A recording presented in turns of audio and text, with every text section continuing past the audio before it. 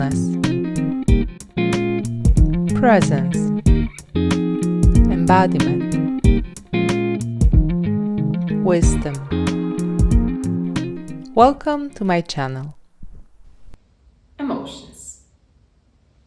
Big topic. All of us has emotions, and very few of us can use them. Even less can use them into our benefits, simply because we mistaken what are emotions. So emotions are really feelings and the meaning that we add to those feelings based on what's going on inside in our body in relationship to what's going outside. So something is happening, our body has immediate response internally and to that, and that creates the feelings and the emotions, and then we create the meaning of it, and those are emotions. We think that emotions happen to us, right? I'm sad, I'm angry, I'm happy. It happened to me because something happened, and it happened to me, and I have no say, I have no choice of having this emotion. Actually, we are creating those emotions. And the emotions are very much linked to the physical sensations, to what's going on, to our experiences of the past and how we react to what's happened to us. And simply we can influence that if we only know how to do it, and if we only know that in any given moment there is something happening with us. Emotions are also very often stigmatized because we are being ashamed of being in love, of being angry, of being sad, of being disappointed, of being overly joyful, right? Whatever the emotion is, there will be a person that reacts to that. We learn throughout our life, very often already in childhood, that showing our emotions is not to our benefit. That we should actually not show them and we should keep them in. And this keeping in emotions is called armoring. So we have an armor, we feel something is happening within us, but we really hold it tight. Like, do you know anyone that you feel like they hold something inside and they kind of stiff? It's very often this armoring happening, right? They really work hard not to show what they are feeling in any given moment. So they are armoring. On the other side, there are people who are just disconnect from the emotions. They really cut off the feeling. They don't feel anything because feeling whatever was happening to them was not helpful and was very often too painful. So those are two strategies how we want to not to feel our emotions, simply because we don't want to show them, because in the past we showed them and there was a reprimand for that, and the result of that wasn't positive to us, or because we don't know what to do when those emotions come to us. And in our life, very often when we think about emotions and people who are in touch with emotions, we think about those emotional people, right? She's so emotional, he's so emotional. So that's one spectrum. People who just express the emotions, they feel it, they say it, they voice it, they are run by those emotions. They're very they're unconscious what they are doing. They are not realizing what those emotions are, but they are driven by those emotions, right? Emotional people. On the other hand, we have people who never run by emotions. They say they're very logical. I'm not emotional. I take my decisions purely based on the logic. Well, to be honest, those two are the same coins, different sizes of the coins, right? Because one and another is actually not aware of what's going on in them. One thinks, I'm emotional, I feel it, therefore I have to act on this, and the other doesn't feel it at all, right? The answer is to be aware of something that's going on, and it's usually not the emotion, but the sensation, the physical sensation, some strong physical sensation, some feeling, and just being curious, what is this informing me about? So if you think about this way, emotions are just informations. They just inform us. Oh, I'm getting angry. Someone crossed my boundaries. Someone is trying crossing some of my boundaries, my lines, right? So just being curious, what's going on? Is this really happening? Or is my automatic reactions based on the past experiences happen, right? I am disappointed and there is some emotional feeling. So be curious. What is happening now, right? Simply notice your sensations inside of you, and also how is your body right now, even the posture, what's your mood, and just be curious about this. When you have that, when you are able to create that space between here I sense something strong, I have a space where I can be curious about this, you can respond in a very different way. You can actually respond, not react, right? Very different. You can take a deeper breath and you can step in and you can ask yourself, what's going on right now? Is it me or is it something going on, right? Is this my intuition giving me help with something? Or is it me overreacting?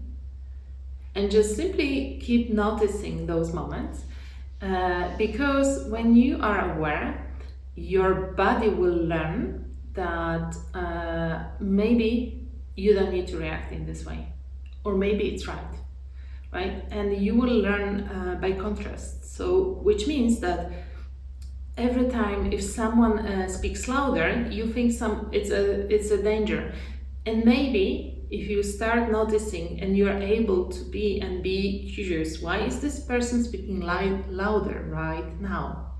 Maybe they actually need to have this group of people where you are paying attention to something, right? Maybe it's nothing dangerous. Maybe they are not going to hit you afterwards. Maybe it's about totally something different. So you are going to learn with the time that there is something different, that speaking louder, if someone is screaming, it doesn't mean this person is angry at you, it doesn't mean you have done something bad, it doesn't mean you're going to be hit, it means totally different, right?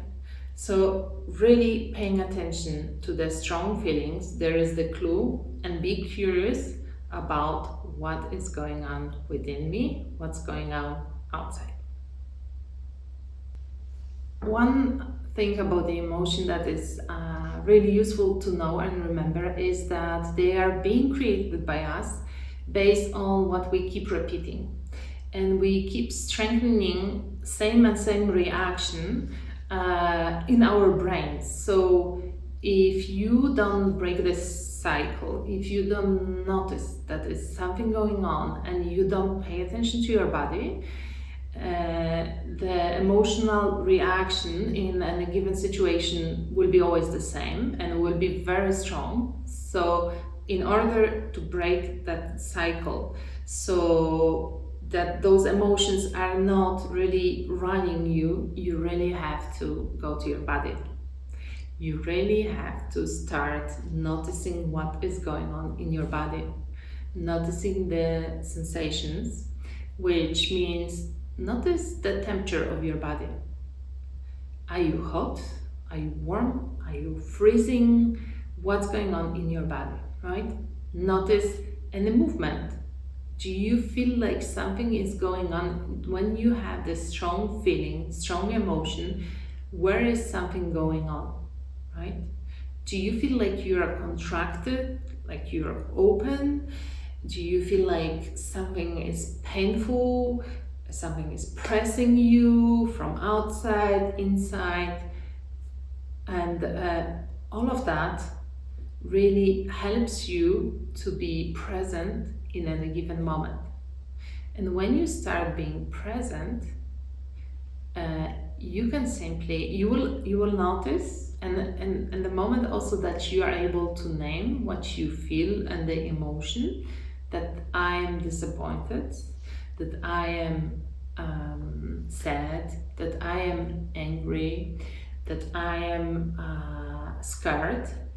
If you can name it, if you can name those physical reactions and name it the emotion, you will start noticing that those sensations will dissolve. It's very interesting. They will dissolve. They won't be as strong as they are. Very often what makes them strong and what makes them accumulating and you feeling like it's you cannot hold it anymore is that you actually don't feel them. That you are working hard not to feel them. This armoring, it's really costing us a lot of energy.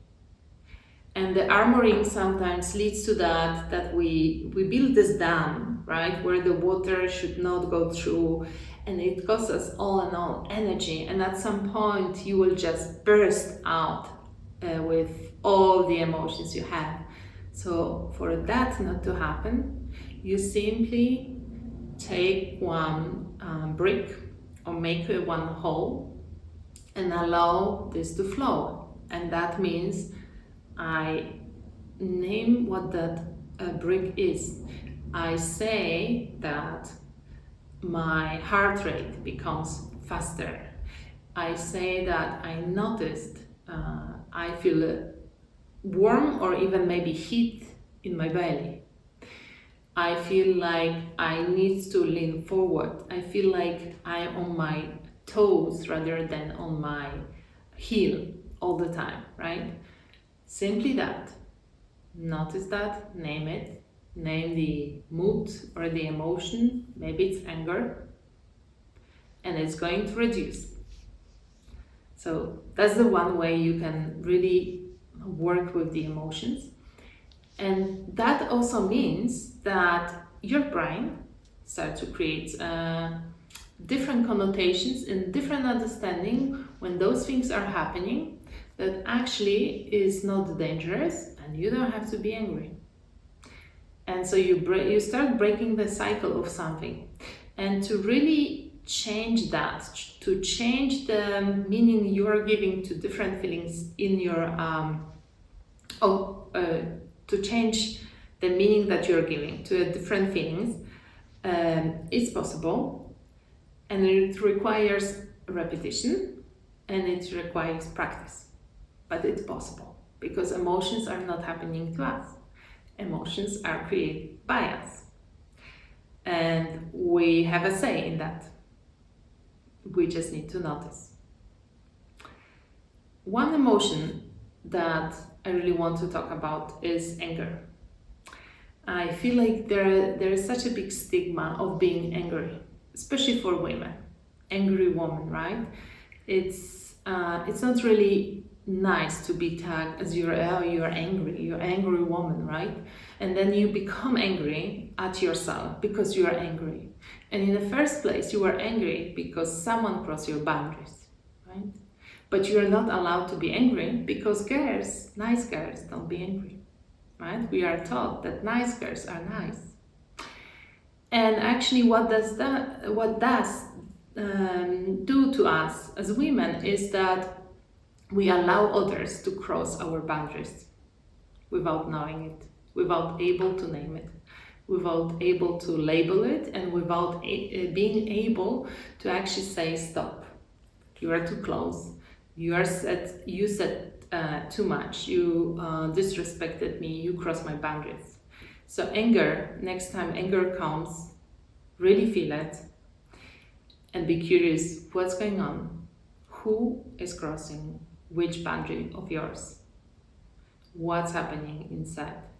Anger is one of my favorite emotion, simply because it protects me, because it gives me such a clear clue that something is going on. And it might be that this what is going on, actually the person didn't have a bad intention, but I am reading that. So it also gives me a clue that maybe I need to work on that part. Maybe if someone is challenging me, doesn't mean that they don't like me or they disrespect me. Maybe they just want to have the job the best done possibly, right? It could be. But very often anger gives us a clue about something is being crossed. So don't dismiss the anger. Use it and use it to your benefit. One more thing to mention about emotions is that very often we allow ourselves to express emotions when we are in an environment that is safe or familiar to us, like at home, between friends. And very often we don't do that at work because it's labeled not professional, right?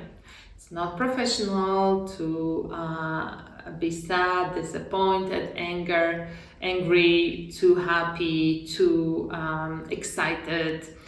Again, it's simply because people don't know how to deal with the emotions. And one of my clients I worked with recently was really around that, that she armored so much, like she was this stiff person without any emotions, very in her mind logical thinker, no emotions included, although everything was brewing inside, right? That took decisions based on the data and facts and so on. And what this created was that she was perceived as very cold person, that is not accessible, that is not authentic, because people knew that there is something she's not expressing, and very detached, right? And many people I work with, they really, one of the goals in many cases is I want to be authentic. I want to be myself.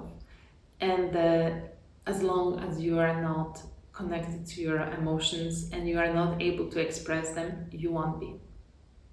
Because is this really this armor, you being close up, something is brewing, you act a little bit like a robot, even the way how you move and interact with people is very cold, logical, it's like robot-like. So there is no softness. People won't come to ask for advice sometimes, or to share something more vulnerable, because they think you don't have emotions, or they think you won't know what to do with that. They won't also very often what happens is that they won't be creative, or they will be afraid of trying new things because they will be afraid of failing, right? Because that's vulnerable space. And you are not being vulnerable, also giving the message to them, don't be vulnerable, don't make mistakes, we need to be perfect because data and logic says so, right? So we really work on that for her to just create the awareness what's going on with her in any meetings at work. And sometimes she just needs to say, you know what, I'm angry, let's talk later. Or I'm not able to speak right now, and let's stand up for a moment and let's move, like 1 minute walk in the moment, and then let's sit down and have a conversation. And sometimes simply was like just sharing that, you know what, something is off here, I don't know what that is. There is more to what we are discussing. I cannot tell you what that is, but there is more to that story. And when you say that, people start opening because they know that you sense something. Maybe you are not able to say what that is, but they will know you actually are feeling, right? So when you give this permission to yourself, to your team, to actually feel something and express it and learn that, there's one way also to do that is to learn the vocabulary, emotional vocabulary. Have a little bit bigger vocabulary than good and bad, and start really playing with that. And just noticing and take it as an information and be curious about this.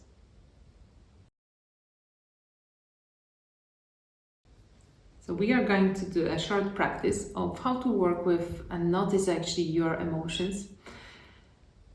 So let's take anger, because it's a rather strong emotions that you can probably recall. So go in your memory to the time where you got angry. You got maybe really angry. So take a moment, recall the situation, recall the feeling. Even you can sit down or stand up, how were you in back then, so you can feel it in the moment.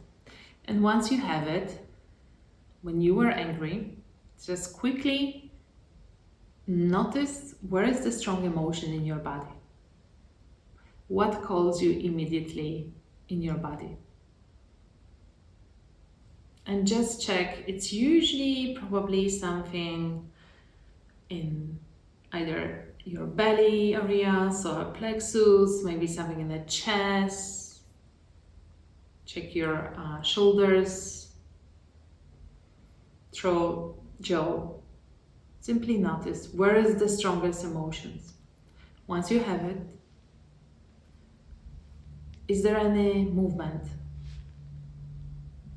Is there any pressure? How big is the pressure? Is it like a knot? Is it like something is like hitting you? Is something pressing you? Just simply notice that. And what's the temperature in that place? Do you feel heat? Is it warm? Warmer than the rest of your body?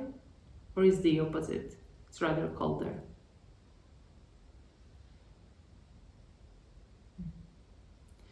And maybe you even, like, if you think about the color, what color is there? Just simply answer whatever comes to your mind. And notice what this place, this sensation does to the rest of your body. Notice if you have any tension, maybe what your arms are doing, hands, maybe a fist, and so on. Simply that. And now, since the anger is usually something that is contracting us in any way and creates a heat, let's take a deeper breath. And imagine like your belly is a balloon that is expanding when you breathe in. So you breathe in, you expand this belly, and when you breathe out, the belly shrinks. And shrink the belly really, really, really till very, very end of out breath. And again, allow this breath to drop to your belly and breathe out. And again, allow the breath to drop to the belly. And imagine now that you are softening. You're simply softening. Your heart is softening, your voice is softening, your body is softening. Maybe you want to think about a baby or a puppy or some very young, either animal or a child. You just soften it as you want to touch them. They're super soft and nice and cuddly. Just soften. And now notice the place That was this where the strongest sensation was. And bring that softness there.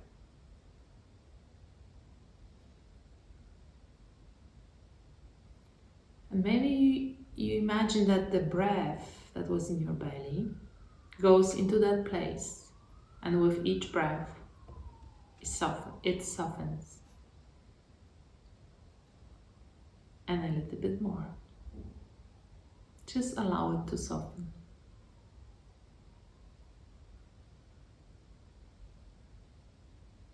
And if the sensation is still strong, place your feet on the ground and hands on your legs, and just feel it. Just feel the stability. You have it there. And send your breath either to your feet or to your hands. And imagine like the air is circulating. It comes in and goes out through your hand or through your feet.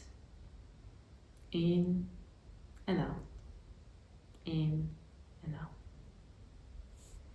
And now notice, how do you feel? Notice if the emotion became weaker or still the same. And what's your emotional field now? What's your mood now? It very often softens us. Softening helps the anger goes away. So we don't push it. We are not angry about the anger. We just soften and allow it to be. And maybe with each breath we send it out. So that should help with the anger.